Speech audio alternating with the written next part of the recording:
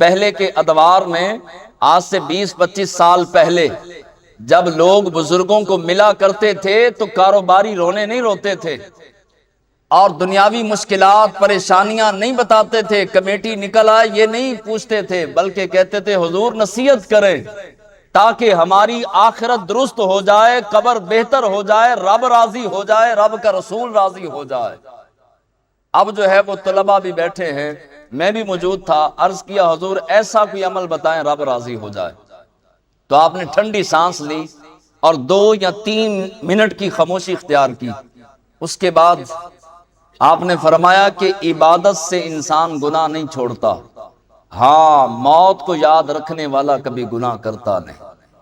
جس بندے کو موت یاد ہوتی ہے وہ گناہوں کے قریب نہیں جاتا۔ نماز پڑھنے والا، روزہ رکھنے والا، حج کرنے والا، زکوٰۃ دینے والا تو گناہ کر سکتا ہے، عبادت کرنے والا گناہ کر سکتا ہے، مگر موت کو یاد رکھنے والا گناہوں کے قریب نہیں جاتا۔ لہذا اگر رب کو راضی کرنا چاہتا ہے، رب منانا چاہتا ہے، رب کو حاصل کرنا چاہتا ہے، اللہ کا قرب پانا چاہتا ہے تو ہمیشہ موت کو یاد رکھنا۔ ہم نمازیں کیوں نہیں پڑھتے؟ کل سے پڑھیں گے، پرسوں سے پڑھیں گے۔ موت یاد نہیں، اگر موت یاد ہوتی تو یہ سوچتے کہ ہو سکتا ہے آج کی ظہر کی نماز میری آخری نماز ہو سکتا ہے آج کی عشاء کی نماز آخری عشاء ہو، میں آرام کروں تو اس کے بعد رب کا حکم آ جائے اور اٹھنا نصیب نہ ہو۔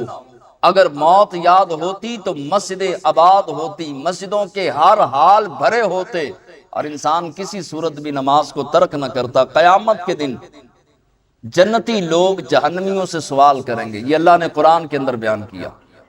جنتی لوگ جہنمیوں سے سوال کریں گے اور پوچھیں گے کہ اے جہنمیوں، رب نے کس گناہ کی وجہ سے تمہیں نار جہنم کے اندر جلایا؟ کس وجہ سے آگ میں جل رہے ہو؟ کس وجہ سے جہنم ملی؟ اب یہ جنتی سوال کر رہے ہیں اور اسی سوال کا ذکر اللہ نے قرآن میں بیان کیا اور اس کا جواب بھی رب نے قرآن میں بیان کیا۔ اب جو ہے وہ جہنمی بولیں گے، کہیں گے کہ ہم 3 عمل نہیں کرتے تھے، 3 چیزیں اس پر عمل نہیں کرتے تھے۔ اس کے علاوہ بھی علماء نے بیان کی، ان میں سے پہلی چیز ہے کہ ہم نماز نہیں پڑھتے تھے، دوسری چیز ہم والدین کا ادب نہیں کرتے تھے، اور تیسری چیز بتایا کہ ہم والدین کے ادب کے ساتھ حرام روزی کمایا کرتے تھے، حرام لقمہ خود بھی کھایا کرتے، جھوٹ بول کر سودا بیچ کر اپنے سیل مین کی طرف آنکھ مار کے یہ کہنا کہ اسے سیل مینی کہتے ہیں، اسے سیل مینی نہیں حرام خوری کہتے ہیں۔ سیل مینی یہ ہے کہ انسان سچ بھی بولے، دیانتدار بھی ہو، ایماندار بھی ہو اور سچائی کے ساتھ سودا بیچ کر آنے والے کا بھی فائدہ کرے، اپنا بھی فائدہ کرے، اس کو سیل مین کہا جاتا ہے۔